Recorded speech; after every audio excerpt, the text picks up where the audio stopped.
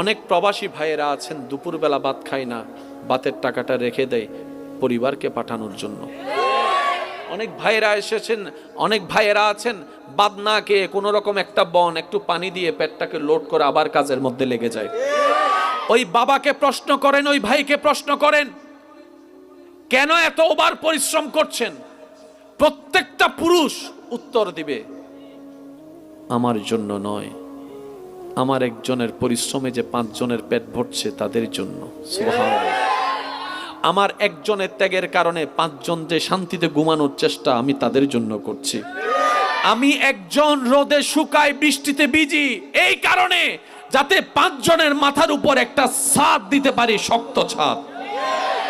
আমি একজন পরিশ্রম করি, আমার শরীর, আমিও তো একটা মানুষ, আমারও তো শরীরের একটা রতের পাওয়ার আছে, একটা লিমিটেশন আছে। 3 বস্তার